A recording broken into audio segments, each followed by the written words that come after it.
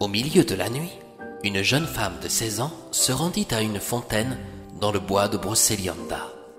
Une vieille fée arriva et lui demanda « Qui t'a autorisé à venir jusqu'ici ?»« Ma mère et moi n'avons plus une goutte d'eau, » répliqua la jeune femme. « Alors, elle m'y a envoyé vu qu'on ne sait pas ce qu'il peut arriver la nuit. »« D'accord, je vois que vous êtes honnête, alors pour cette fois, je ne dirai rien.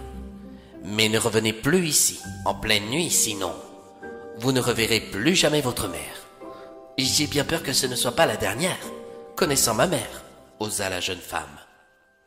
Elle s'appelait Manon.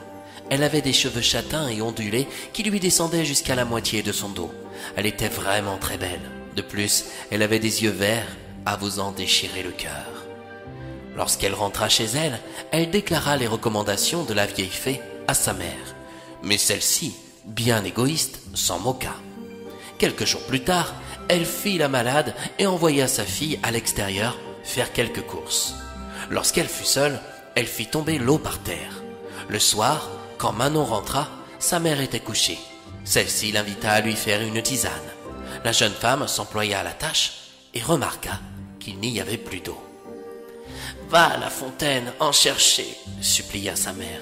« N'avez-vous pas entendu les recommandations de la vieille fée ?» osa Manon. « Préfères-tu me voir mourir dans la nuit ?»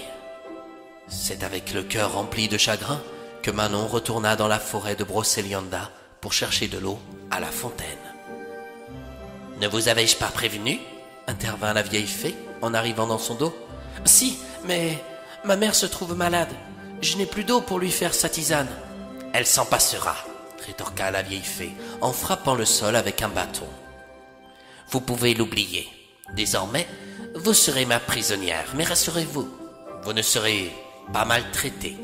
Vous attendrez tranquillement qu'une âme charitable vienne vous délivrer. » La jeune femme pleura de chagrin.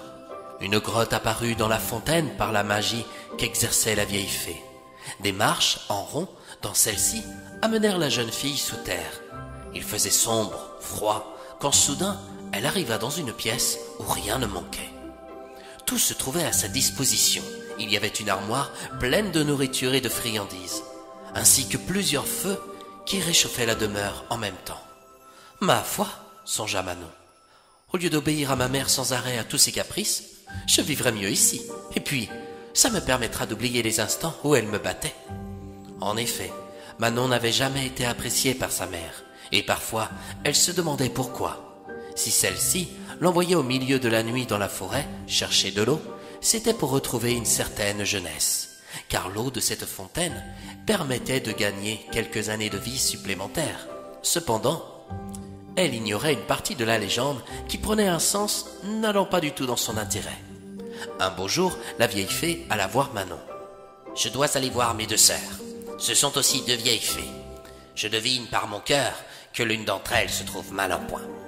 Personne ne viendra ici et la magie te permettra d'avoir tout ce qu'il te faut pendant mon absence, à l'instant où je quitterai la grotte. » Durant 2 mois, Manon plongea dans une solitude tortueuse.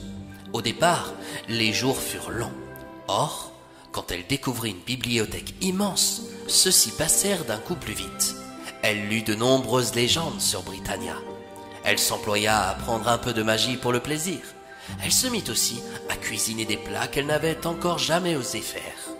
Sans le vouloir, à son tour, elle était devenue la fée du logis. Une nuit, la grotte s'ouvrit et cette fois, une jeune fée arriva et se présenta devant Manon.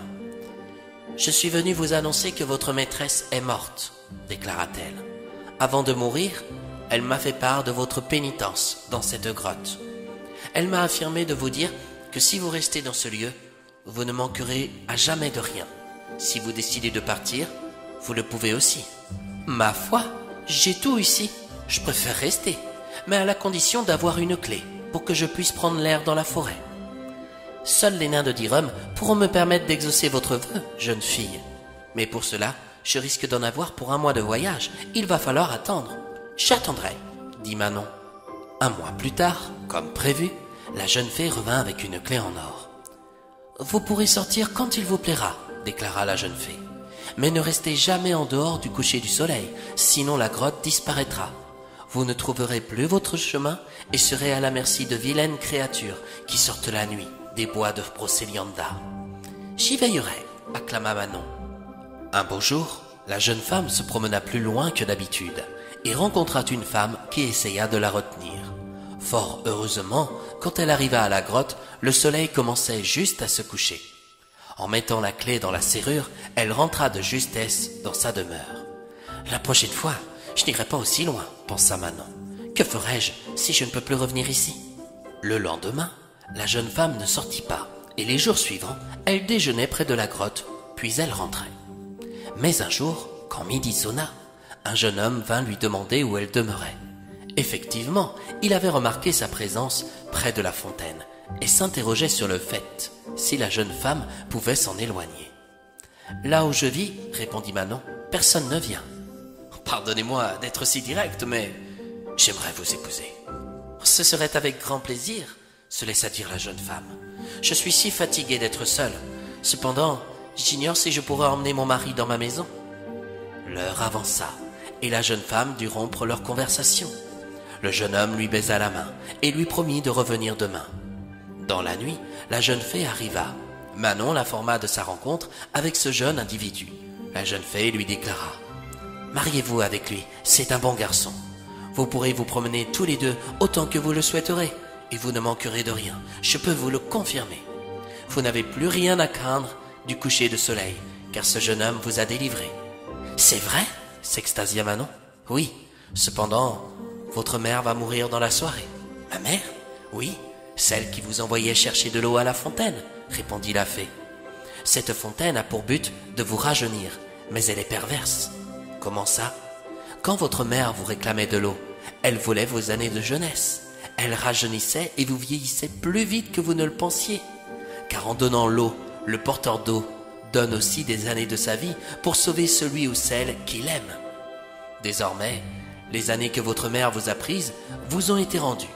Mais celle-ci ignorait que si on vous délivrait de la grotte, qu'elle allait mourir de son égoïsme et de sa jalousie de vous savoir si heureuse.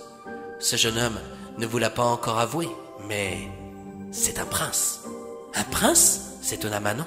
« Oui, en l'épousant, vous deviendrez la princesse du bois de Brocéliande. » Et c'est ainsi que la jeune femme devint une princesse quelques semaines plus tard. Quant à sa mère, elle ne la revit jamais. Pour ne pas laisser d'autres parents voler la jeunesse de leurs enfants, elle demanda aux fées du bois de Brocéliande de faire disparaître dans l'esprit des gens ce à quoi pouvait servir la fontaine.